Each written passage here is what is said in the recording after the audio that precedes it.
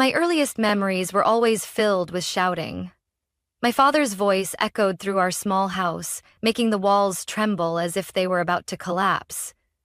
My mother always tried to stay calm, probably thinking about me and my younger brother, Caleb, but sometimes she couldn't hold it in. The arguments kept repeating, day after day, like an endless cycle. At that time, I was only 7, and Caleb was just 3. Too young to fully understand what was happening, but I knew. I saw the exhaustion etched on my mother's face every morning as she brushed my hair in front of the mirror. I saw her red-rimmed eyes after every argument, the deep sighs she tried to suppress while putting on a strong front for her children. I still remember that morning vividly when she softly sang an old lullaby while brushing Caleb's hair. I thought it was just another ordinary day, but that was the last time I saw her do that.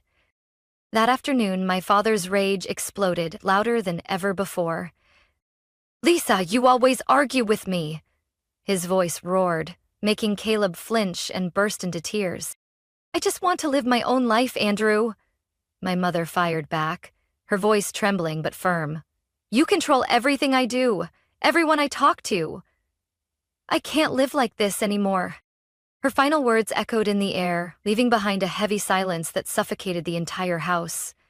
I sat curled up on the staircase, clutching my brother's tiny hand, feeling like my world was about to collapse. After that day, everything changed too quickly. My mother vanished from our lives as if she had never existed. No goodbye, no final hug. My father told me she had abandoned us, that she didn't care about us, that she chose other things, wrong things, over being our mother. I was too young to understand everything, but old enough to feel the sting of betrayal. I believed him. I believed my mother had truly left me, that she no longer needed us. And then Sarah appeared. She was much younger than my mother, always radiant and full of energy. Sarah swiftly stepped into the role of my father's new wife, as if my mother had never been there. Caleb was immediately drawn to her. It didn't take long before he was calling her mom, clinging to her every chance he got. But I couldn't. Every time Sarah tried to brush my hair, I would flinch away. Every time she opened her arms for a hug, I stood still, refusing to respond. My father didn't like that. "Emily, you need to be grateful," he said sternly whenever I acted coldly. "Sarah is trying her best to be your mother. But how could I be grateful when I already had a mother? A real mother somewhere out there. A mother who disappeared without an explanation, without a single attempt to come back." Gradually, the distance between Caleb and me grew. Sarah adored my brother in ways I had never experienced. She bought him the finest clothes, took him to art classes and ice skating lessons. I was invited too, but I always refused. I didn't want to be part of their world. I didn't want to pretend everything was okay. Instead, I buried myself in books.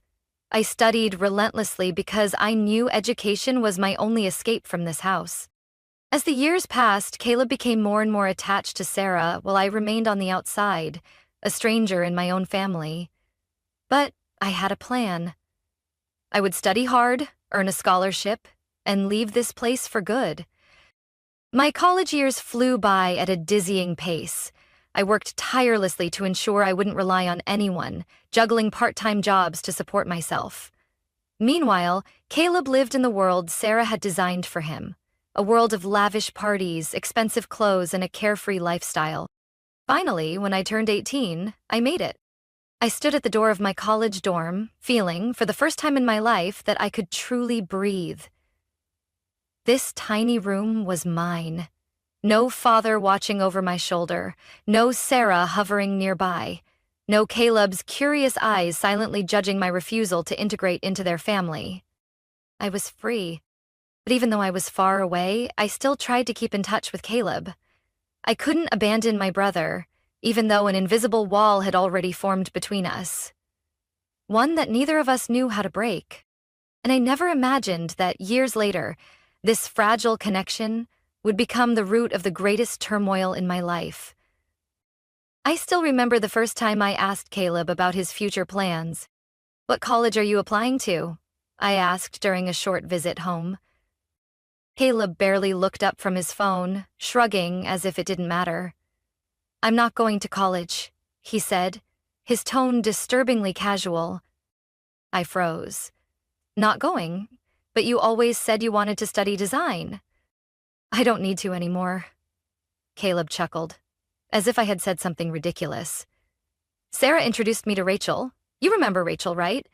She's the only daughter of the Harper family. You know, the investment real estate empire. They're insanely rich, Emily, and Rachel is completely obsessed with me."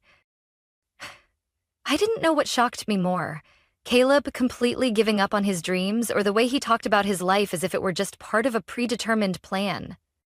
"So, you're going to marry her?" I asked, still unable to believe it. "Yeah, probably," he smirked. "Sarah says it's a smart choice. The Harper family will take care of me for life. What's there to worry about?" "What's there to worry about?" I looked at my brother, the boy who once had big dreams, now only concerned with someone else's wealth as a shortcut to an easy life.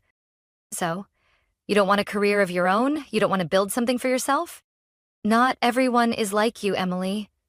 Caleb shrugged and turned back to his phone. "Not everyone wants to work themselves to exhaustion just to survive." I didn't know what to say anymore. Caleb had completely become the person Sarah wanted him to be. Someone who lived off others, seeing life as a series of privileges he was entitled to. Caleb's wedding took place a year later, so extravagant that I felt like a stranger among the wealthy guests I didn't even know. Sarah handled everything, from Rachel's wedding dress to the dinner menu. My father stood there, beaming with pride at the son he had always favored. And me?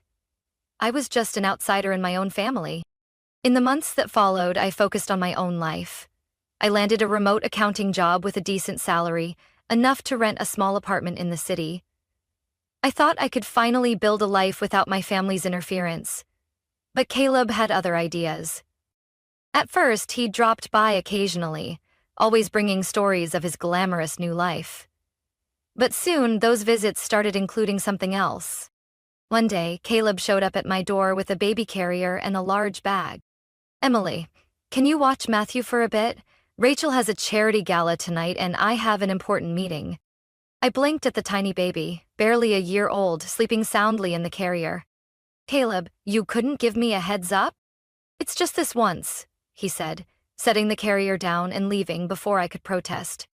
But it wasn't just this once. The visits became more frequent, and soon I had become an unpaid babysitter. Caleb and Rachel always had reasons. An important dinner, an unexpected trip, an event they couldn't miss. And then, one time, Caleb left Matthew with me for 3 days, without any warning. My job started to suffer. Video meetings were constantly interrupted by crying, spreadsheets left unfinished because I had to change diapers. I was exhausted, but Caleb didn't care. The breaking point came on a Tuesday morning. I was working when Matthew fell off a chair while reaching for a toy. He screamed, and when I picked him up, I saw a bruise forming on his small arm. When Caleb came to pick him up, I barely had a chance to explain before he exploded. "What the hell, Emily?" he shouted. "You can't even watch a child properly?" "Caleb, this wasn't my fault. He just had a minor fall." I tried to stay calm. "Not your fault?" His eyes burned with anger. "You're always so busy with your stupid job. You should have been watching him instead of your worthless spreadsheets." I felt my own anger boil over. "I have a job, Caleb. I can't just drop everything to babysit whenever you feel like it." "And you still call yourself my sister?" he spat. "I trusted you with my child, and you let him get hurt." I looked at my brother, the one I had once tried to protect, now standing in front of me, blaming me for not sacrificing my life for him. "Get out of my house," I said, my voice colder than ever. Caleb stared at me as if he couldn't believe what he had just heard. "Are you serious?" "Completely." I opened the door. "From now on, if you need a babysitter, hire one." Caleb shot me a furious glare, picked up Matthew and stormed out, slamming the door behind him. I stood there, my heart pounding in my chest, but no matter what, I knew I had done the right thing. For the first time in my life, I put myself first. I thought that after that, Caleb would understand that I was no longer someone he could order around, but I had overestimated my brother's sense of reasoning. A week later, I received a message from my father. Emily, the whole family is going to Colorado for a ski trip this Christmas. You'll watch Matthew for Caleb during that time. The trip will last a week. No request, no inquiry, just a clear command, as if it was something I was obligated to do.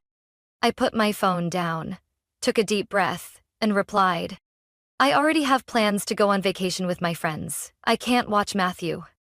The next message came almost immediately. Emily, don't be selfish. This is your family. We put family first.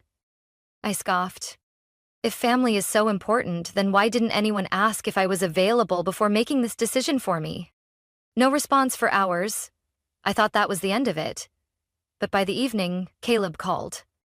You're joking, right? His voice was sharp the moment I answered. Why would I be joking? I asked, keeping my tone calm. You're really not going to watch Matthew? Rachel and I already made plans. We can't take him with us. Then hire a babysitter, I replied. You can more than afford to pay for a professional. Are you just trying to make things difficult for me? Caleb snapped. You're always like this, always thinking you're better than everyone else. But really, you're just a heartless... I hung up before he could finish. Less than 30 minutes later, my father called. I looked at the screen, feeling a headache coming on. I wasn't planning on answering, but then I thought, maybe this was the moment to put an end to everything. I pressed accept. Emily, what do you think you're doing? His voice was firm, but I could hear the frustration in every word. I've already made myself clear, I replied. I'm not watching Matthew. You're disappointing the family. You should be grateful for everything Sarah and I have done for you. We've cared for you your entire life, and now you're turning your back on us? I let out a dry laugh. You cared for me? Or did you just want me to do everything you expected? You should think carefully, Emily, he said, his tone dropping lower. If you continue this way, don't expect anything from this family anymore. I knew exactly what he meant. You mean the inheritance? I asked, my voice turning cold. You're going to leave everything to Caleb, aren't you? Silence. I laughed. Then go ahead, Dad. I don't care. You'll regret this. I won't. I hung up. I sat quietly in my apartment, staring out at the night sky. I used to think that, no matter what, Caleb was still my brother. But now I realized I had no reason to hold on to a relationship that only existed for others' benefit. I was free.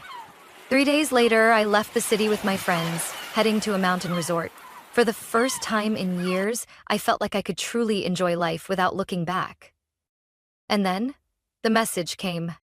Your mother wants to connect with you. The name on my screen made me freeze. Lisa Mitchell.